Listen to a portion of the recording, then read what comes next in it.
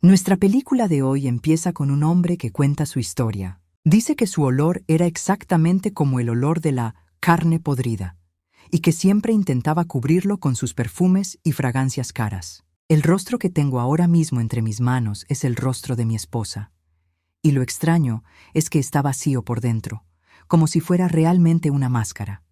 Su tacto es muy frío y sale de él una humedad extraña, nada normal.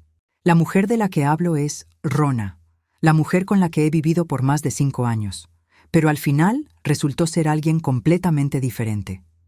Cada vez que pienso en lo que me pasó, no puedo soportarlo. Ahora mismo estoy en su vestidor, ese que siempre mantenía cerrado y se aseguraba de que nadie entrara excepto ella. En este momento se suponía que estaría camino a Dubái. Por casualidad entré aquí buscando mi pasaporte y logré violar el sistema de seguridad de su habitación, ya que no puedo contactarla. Mientras buscaba entre su ropa y sus vestidos, encontré la sorpresa de mi vida, especialmente después de ver una maleta negra hecha de titanio. Apenas la abrí, salió un olor horrible, y lo peor de todo es que dentro había una forma humana completa, comprimida de una manera extraña. Al principio no entendía exactamente qué era aquello, pero cuando observé bien la forma, vi una hendidura parecida a la que se hace en las operaciones. Lo raro es que era una incisión muy larga que recorría toda la columna vertebral hasta el muslo. Estaba abierta, como si algo, o alguien, hubiera salido de su cuerpo, dejando la piel y el exterior vacíos tal como estaban. En ese momento mi mente empezó a descontrolarse. No entendía exactamente qué estaba ocurriendo ni qué hacían aquellas cosas allí, pero sentí que conocía muy bien ese rostro, y cuando me concentré, descubrí que era el rostro de Rana, el que veo todos los días. Estaba completamente seguro porque ella tiene un pequeño defecto en la cara y unas pequeñas protuberancias en su oreja izquierda. Entonces empecé a recordar cosas extrañas a las que antes no prestaba atención. Su piel se regeneraba cada cierto tiempo, quedando suave como la de un niño, y cada vez que aparecía algún defecto en su cuerpo o en su rostro, desaparecía en segundos, como si nunca hubiera estado allí. Ella siempre decía que usaba cremas muy caras que eliminaban esas imperfecciones. También recordé por qué su piel siempre estaba fría como el hielo, porque nunca la había visto sudar, y por qué bebía cantidades enormes de agua. Incluso su forma de beber no era como la de los humanos normales. Y empecé a preguntarme en voz baja, si esta piel es realmente la de Rana, entonces, ¿qué es lo que ha estado viviendo conmigo en casa durante años? Cuando escuché su voz frente a la puerta, supe que había llegado. Tenía que volver a guardar aquella cosa horripilante dentro de la bolsa rápidamente, pero cada vez que intentaba doblarla y meterla, se deslizaba entre mis manos, y a medida que sus pasos se acercaban a la habitación, mi corazón parecía a punto de estallar. El latido aumentaba cada vez más, y yo literalmente no sabía qué hacer. Estaba tan nervioso que ni siquiera podía cerrar la maleta. De repente escuché su voz llamándome, gritando desde fuera. ¿Estás en casa, Barad? Por suerte, logré cerrar la maleta a tiempo, usando toda mi fuerza, y la volví a colocar en su sitio justo en el mismo instante en que ella abrió la puerta. Empecé a respirar un poco más tranquilo y tenía que parecer normal, sin mostrar ningún nerviosismo. Entró como siempre, sonriendo, pero sus ojos me miraban de una manera extraña, como si escondieran secretos interminables. Me preguntó con una voz rara.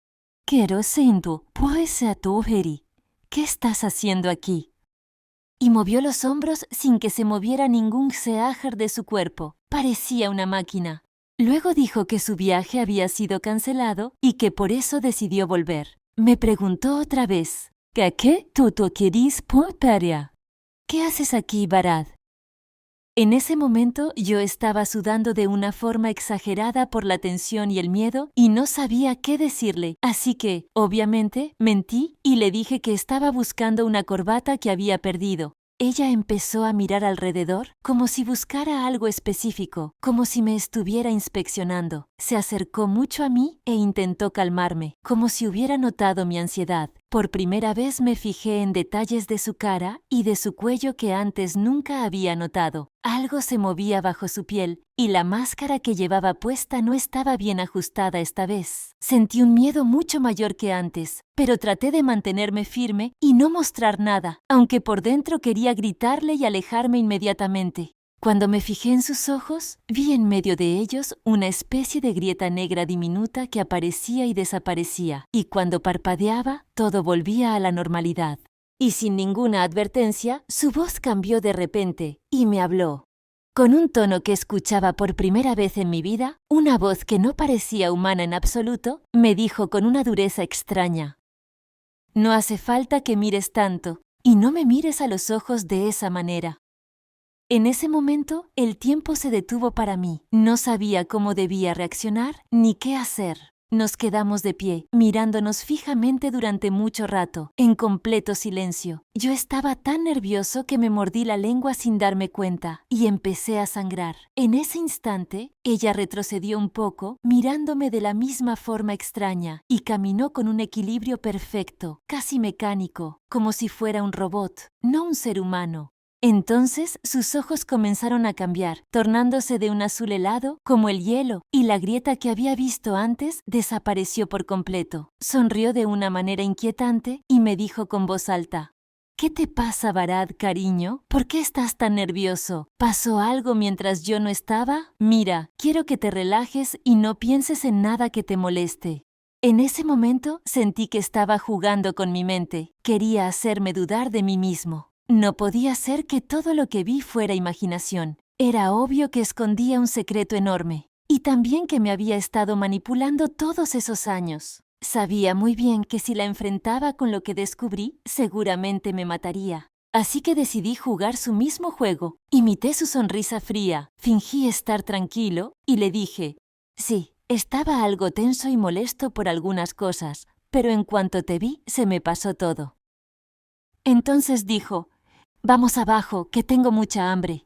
Bajó las escaleras mientras yo pensaba qué planeaba hacer conmigo. Al llegar abajo, me di cuenta de que incluso la cocina estaba tan fría como ella, emanaba una sensación helada. Me quedé observándola mientras sacaba un trozo de carne cruda del refrigerador. Lo puso en un plato y empezó a comérselo tal cual, crudo. Era la primera vez en mi vida que la veía hacer algo así. Lo más impactante es que no usó cuchillo. Desgarraba la carne cruda con las manos, con una facilidad aterradora, mientras me miraba con unos ojos salvajes. La forma en que comía era asquerosa, repugnante. En ese momento sentí que no era una mujer la que tenía frente a mí. Era una bestia devorando su comida. Mientras devoraba la carne, me miró de repente y dijo: «¿Y tú, no tienes hambre?». Del miedo le respondí enseguida: «No, para nada, no tengo hambre». Al mismo tiempo intentaba usar mi móvil sin que se diera cuenta. Pensé en enviar un mensaje a mi hermano, a la policía, a cualquiera que pudiera ayudarme. Pero para mi sorpresa no había señal, nada, ni siquiera el wifi funcionaba. En ese momento entendí que ella era quien había provocado todo eso. Vivíamos en pleno centro de la ciudad, era imposible que se cortara la cobertura o el internet, a menos que alguien lo hiciera a propósito. En ese instante Rana dijo: ya terminé de comer. Y comenzó a lamer la sangre que le había quedado en la cara. Me quedé paralizado al ver su lengua. Era larguísima, delgada. Definitivamente no era una lengua humana. Del miedo, intenté alejarme como pudiera, buscar cualquier forma de evitarla, pero ella se acercó más, mirándome de una manera aún más aterradora que antes. Luego caminó hacia el panel de control de la casa y usó una tecnología que jamás había visto. Introdujo unos códigos complejos y de repente la vi cerrar toda la casa desde todos los lados. Quedamos completamente encerrados y la oscuridad se hizo total. No había ninguna fuente de luz. Entonces empezó a hablar en un idioma que no entendía, mientras seguía manipulando la pantalla. Yo me quedé de pie, sin saber por qué actuaba así. Le pregunté con terror: «¿Qué estás haciendo, Rana?».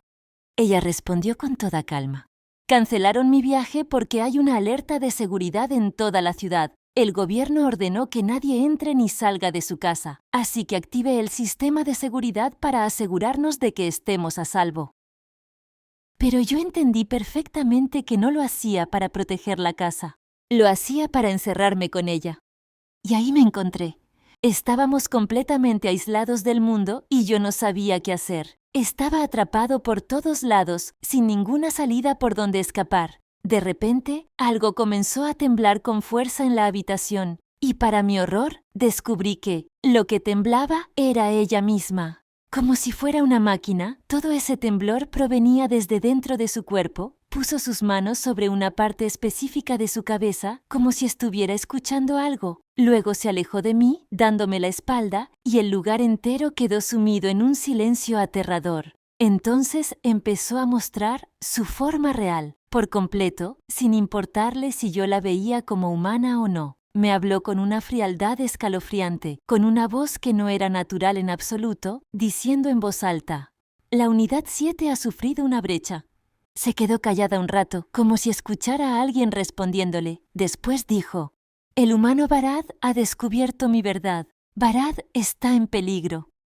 Se acercó a mí otra vez, me llamó por mi nombre y mientras hablaba con alguien a través de su dispositivo, decía: «Sí, entendido. Empezaré el procedimiento inmediatamente». Luego se giró hacia mí y dijo: «Llegarán en 1 hora».